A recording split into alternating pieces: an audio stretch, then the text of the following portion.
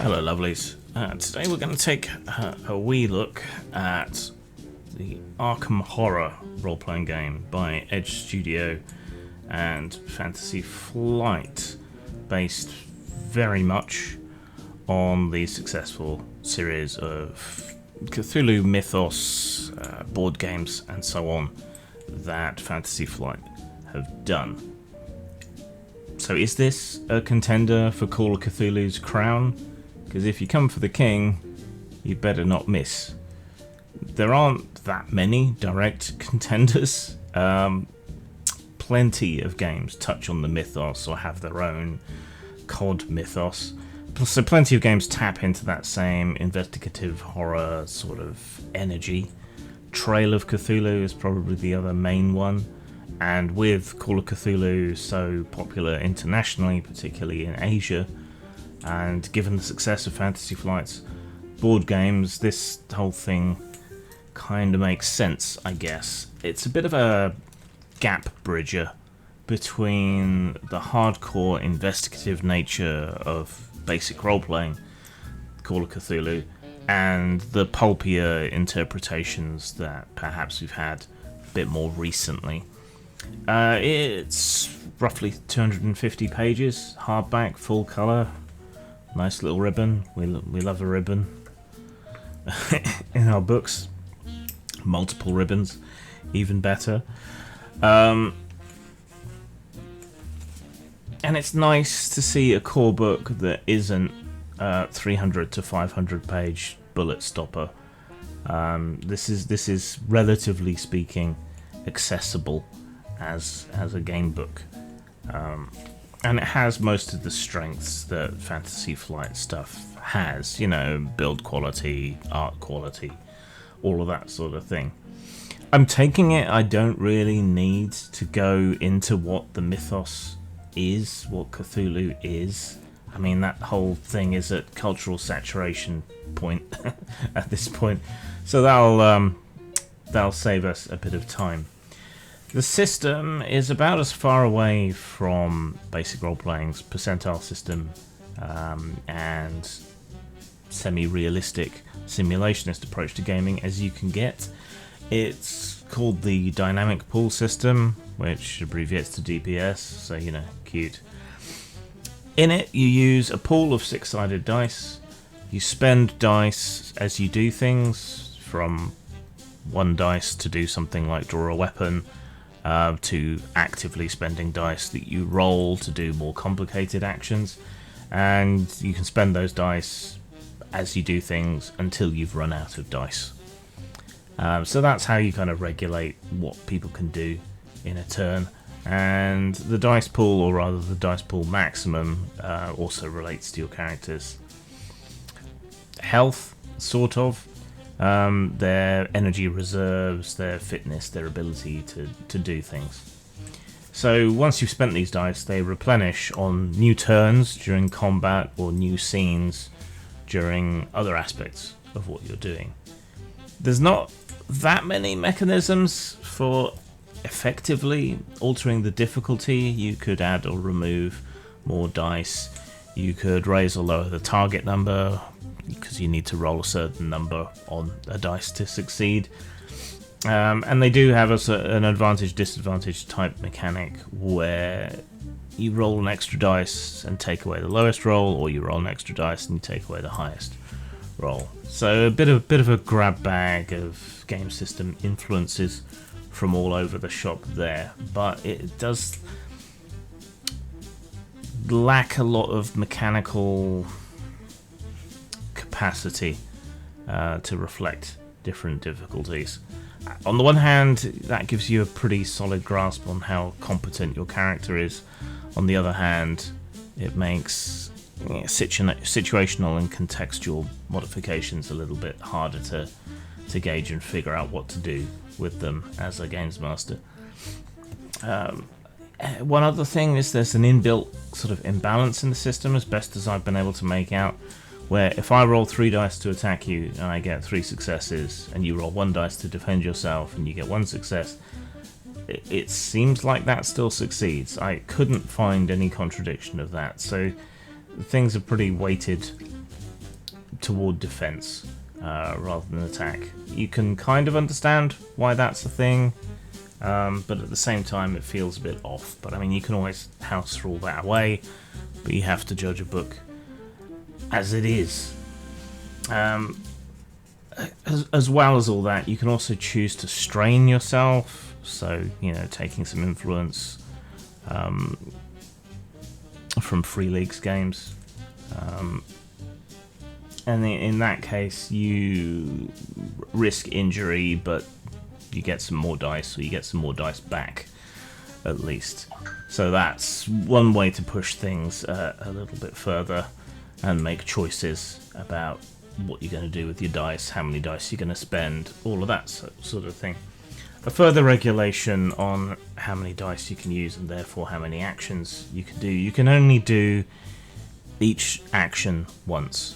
So if you're shooting at a person, you can only shoot at that person once, but you can shoot at two people because that's two different tasks and you split the dice up. Again, sometimes this makes sense, sometimes not so much. You can always house rule, that sort of thing, if you really, really want to. But that may throw up some other issues.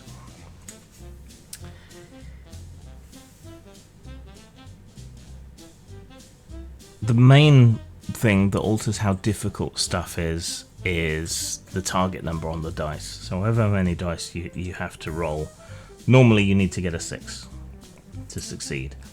If you're a bit more skilled, you need a 5 or 6. If you're a bit more skilled, you need a 4, 5 or 6. Any better than that is fairly limited and really depends on your archetype. So your sort of peripheral skills to your archetype you can eventually raise so that you only need a 3 to 6, and the core skill for your archetype you can eventually raise so a 2 to 6 is a success. And that's the main sort of definition of how difficult things are, which is okay. It feels like a bit of an artificial restriction to me, but I guess they're doing it for balance. So yeah, that kind of makes sense, I suppose. And that is mostly it. So fairly simple. Skills define your character. There aren't any stats separate from your skills. So that's something else that is trendy in game design at the moment, it would seem. I mean, the whole game is a grab bag of mechanics from different places. You know, strain from the Year Zero engine, no stats from various games, going back as far as Fate, I suppose. Spendable dice pools from other games. There's a whole lot of different influences going into this in various ways, creating kind of Frankenstein game. Which, if those are your influences too, and you love them all, then you'll probably enjoy this game a lot. But if they're not, then you won't as much. The skills are then necessarily overly broad, so in many ways they're more like statistics in most games, because you know you can apply your strength to any task of strength, but then you might have a skill like powerlifting which only applies within powerlifting, and the stat skills in this kind of fall halfway between the two.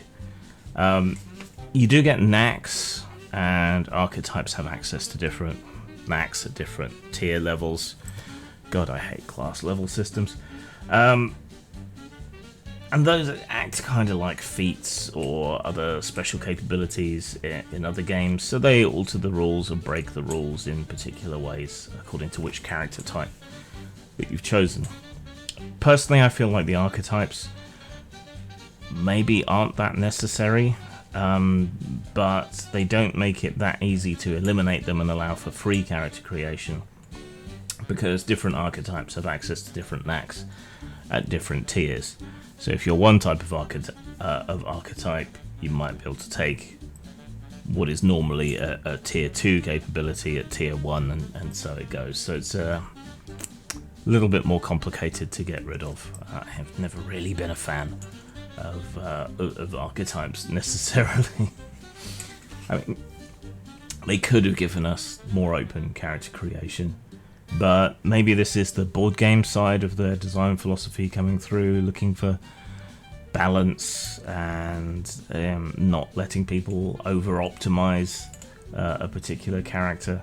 I tend to think that's more up to the player, and personally I never really create optimized characters because they so often don't have character, ironically. So the kind of board gamey procedural style of play, which seems to be the buzzword at the moment, or something I'm noticing more at the moment anyway, only really jars when it comes to social scenes, which end up being reduced to dice rolls, but not a dynamic cut and thrust of die rolls like you see in combat rules. And they do allow for an alternative where if you roleplay particularly brilliantly, then you can just spend a die to succeed on whatever social role you would otherwise be making. On the one hand, I understand how you want and need to use mechanics to step in where a player might not have the gift of gab or whatever, and might not be particularly good at role-playing certain situations with characters. But then on the other hand, just reducing it to, I intimidate the guard to let us through, it's kind of a damp squib. So at least they have the alternative, but it's still a bit meh. Combat itself feels slightly odd, and in many cases not deadly enough, I don't think. If you succeed on an attack, then you do a set amount of damage to a character's dice pool maximum, and then you wear that down until they're defeated. If you get enough successes on an attack, you don't do more damage, but you can cause an injury, and injuries take out enemies if they're mooks, if they're minions. Like J-Random Cultist, if you do a single injury to him, he is considered taken out. And the difficulty of doing that, the number of successes you need to achieve, varies by weapon. So heavier weapons, you might only need 2 or 3 successes in order to take out a mook or injure someone a bit more tough. This seems a bit limiting to me, and it doesn't interact very well with the armor rules. Again, you could probably house rule that. Just say each additional success does an additional 1 point of damage, and if you get high enough, then you cause an injury as well. It will make combat a lot more deadly, but also a lot more realistic, I think, if that's what you want to go for. But again, hacking the rules is one thing, but you have to judge the game as it is. It worked out okay-ish when I ran a little simulated combat with a character against a couple of cultists. It turned out pretty much how I would have wanted it to, but it seemed like it took too long. Like, a bunch of bullets fired at one cultist should have been able to take it out in one go, and it didn't seem like it did particularly. So yeah. Sanity mechanics wise, as you get more gibbery and start getting your tailor to measure you up for long sleeves, you gain a horror dice, which substitute in and replace normal dice, similar to how hunger dice work in Vampire. Like I said, it's a grab bag of mechanics from other places. A roll of 1 on the horror dice, and the horror dice otherwise act fairly normally as dice in your pool, but those ones cannot be re-rolled if they roll a 1, and if you do roll a 1, or multiple ones, then you suffer trauma, and trauma is some sort of mental damage and somewhat unspecified madness. It's all a bit vague, and it's perhaps the clumsiest aspect of the rules in the game. It feels unnecessarily convoluted, perhaps from trying to kind of tiptoe around madness and mental health issues and so on, trying to be sensitive. But bah, I say, as someone with multiple crippling mental health issues, I don't think this kind of pussyfooting around really helps anyone or encourages anyone to understand or be respectful of mental health. It just avoids the topic. which I don't think helps anyone. You know, the pretentious side of me says that games are an opportunity for education, normalization. They are empathy and compassion agents because you play someone else different to yourself. So this feels like a missed opportunity to help people understand what mental health challenges can actually be like, and instead we get this. I don't think it's helpful. Characters are created through a series of steps. You choose a background, which seems irrelevant mechanically, but it's there. Personalities have positive and negative impacts, like kind of minor special abilities for your characters, so that's a little bit more customization, but it's also very defined. So they have a set amount of personalities. Doubtless there will be others in future books, but it feels a bit restrictive to me, and not hugely easy to house rule either. You got your archetype, which is basically your class. You can multi-class at higher tier levels, but yeah, I'm not a fan of class level systems. In this case, archetype tier systems, but that's what it is. Each of these archetypes is associated with one of the core skills, and allows you potentially in the future to buy that core skill to be super competent in it, only needing a 2 or higher on a dice to succeed. So that's the main impact of it, as well as what other skills you can get at higher levels, and what Knacks you have access to. So the archetypes are Adventurer, Believer, Guardian, Hunter, Mystic, Rogue, Seeker, and Survivor, and doubtless there'll be more in supplementary books if this does well enough. Then you choose your starting skill levels, some Knacks, and then you sort out your equipment, and you get a choice of other ways to boost up your character, either giving them more money, some basic starting experience points, greater insight, which is another mechanic, essentially fate points, and so on. When it comes to equipment, the game's a bit of an oddity because the system really lacks granularity and fidelity, but items are described with a lot more fidelity and accuracy than the game really allows for mechanically. So they probably should have gone with broader categories like light automatic, light revolver, heavy automatic, heavy revolver, all of those sorts of things. But instead they've given us, particular calibers and models, which doesn't necessarily make a great deal of sense. Personally, I tend to think horror games benefit from a certain amount of fidelity and simulationism, which in its own way helps immerse you in the game or create the right mood for the game. And that's why I think Call of Cthulhu is unbeaten and still essentially unchallenged in this arena, because Lovecraft was drawing on scientific advancements and understandings of his time, and that's reflected in the more simulationist bent of BRP, basic role-playing, and henceforth, Call of Cthulhu. So the more rules light systems, I don't think necessarily reflect that kind of fidelity and granularity that I think helps you root yourself in the world in this sort of game. This is a lot more fast and loose. It may suit you better, but for me it's an incompatibility or relative incompatibility between system and the goals of the game. You get primers on Arkham, Dunwich, Innsmouth, Kingsport, Providence. Yeah, not bad. Ties into the board game a bit with NPCs and so on, gives you some important locations. Yeah, it's fine, it's quite nice. Doesn't go into the sheer amount of depth that you probably want it to, but then again, I suspect if this game is a success, then there'll be supplements for that sort of thing, perhaps going into each of these locations and all of the characters from the board games and so on in much more detail than we have here.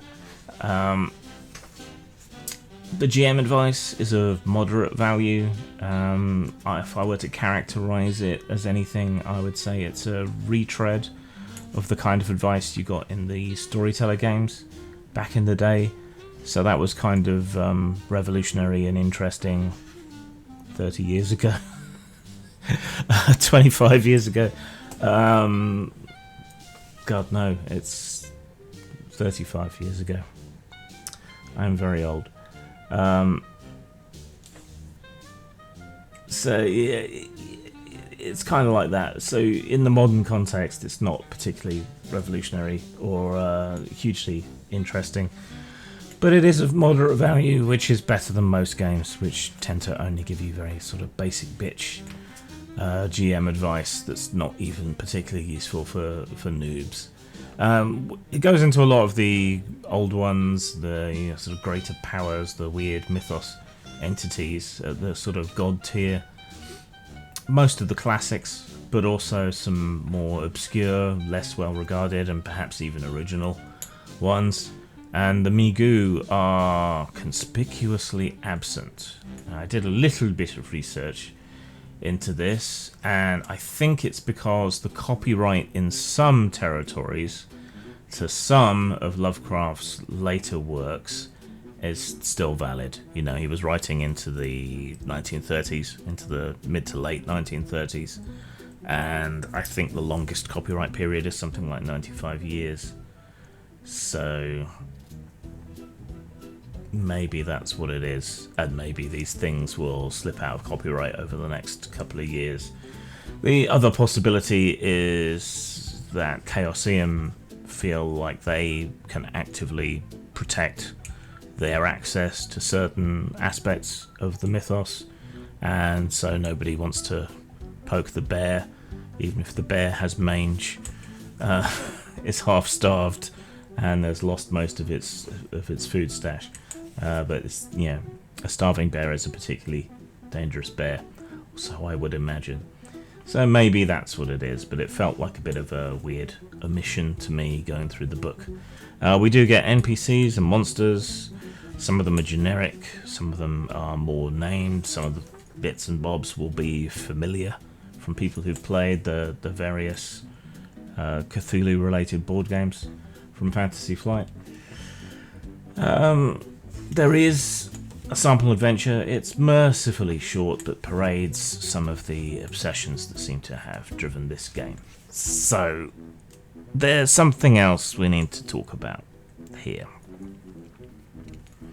There's repeated nonsense about safety tools, about divergence from the real world and its bigotry and foibles and xenophobia and so on. It implicitly makes the "but my dragons" argument that because there are fantastical and horror elements we can forget normal reality. It almost does that, but doesn't quite. It just kind of slightly falls short. They have their own iteration of safety tools called pillars and borders, but explicitly tell you to avoid xenophobia and marginalization, and not to criticize people's faiths and to treat them as subjective and possibly true for them. This is a horror game. It is also an historical game. I'm a fan of horror, and I'm a fan of history, and I'm a fan of games being a little bit more ambitious. Right now, this is a horror game. A big important aspect of horror is, well, horror. So if you avoid everything uncomfortable or potentially uncomfortable or difficult or gory or grisly or disgusting, then are you really playing a horror game anymore?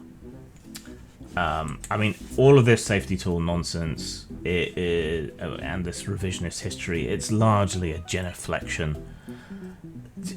Like the old Satan isn't real, the games aren't real, everything in here is fictional, don't get lost in the steam tunnels. You know, we all used to put that in the front of our games just as like a sop to indemnify us against people's accusations. But, you know, we stopped doing that. And so we should stop doing this as well.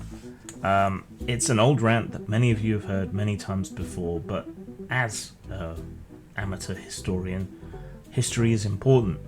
Social history is important. The racist context of a great deal of the past and the marginalisation of LGBT folk and others, that isn't something we should remove to make people comfortable. Player characters are exceptions who can get away with things that normal people can't, but we are doing a disservice to everyone who fought and often died to secure a more progressive and tolerant future if we ignore that past.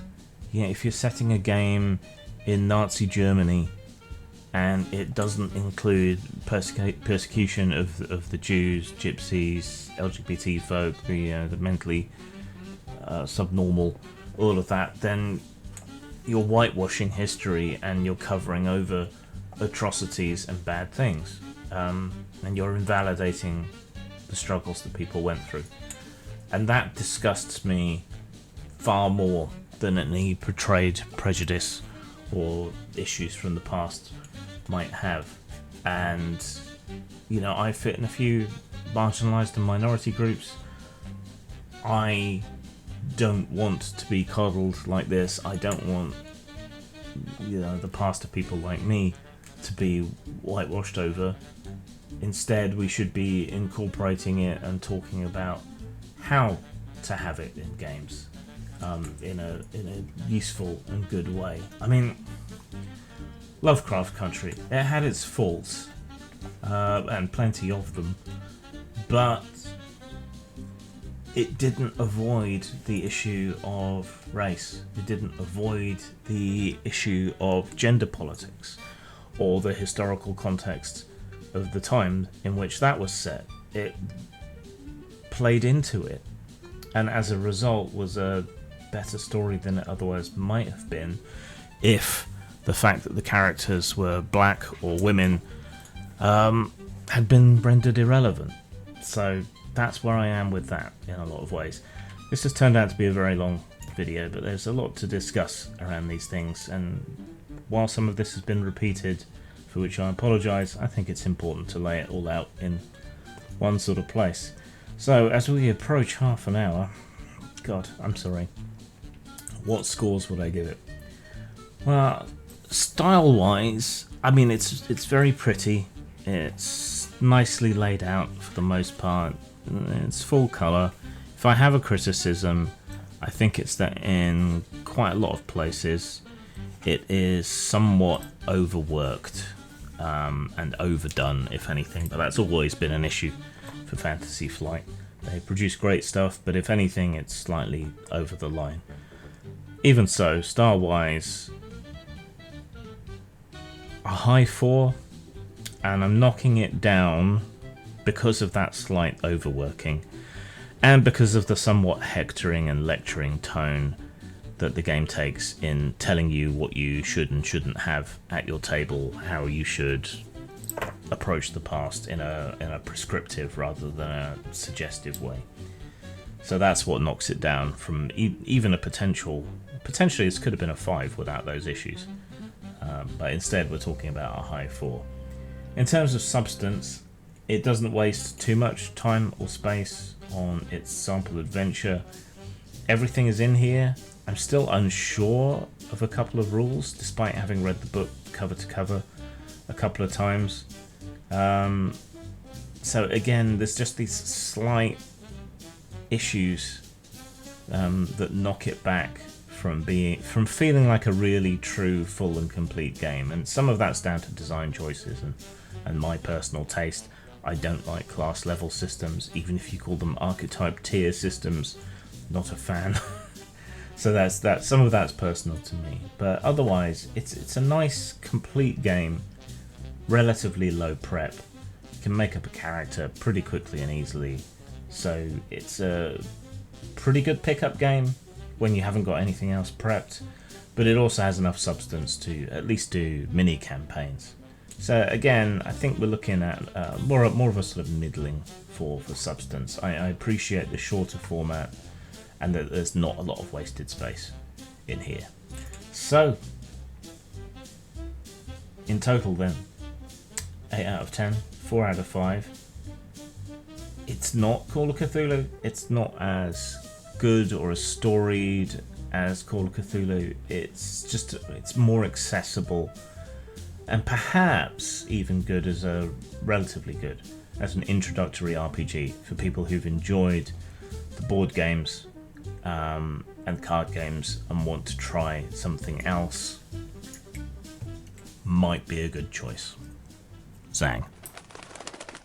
Imagination is a deeply personal game about depression and its effects, intended to help people with invisible illnesses to broach the subject and explore it in a way in which they can have power over it.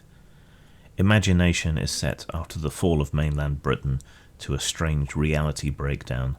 The barriers between imagination and reality, dreams and nightmares, have shattered, and strange things dreamed up by people caught in the event teem across the land.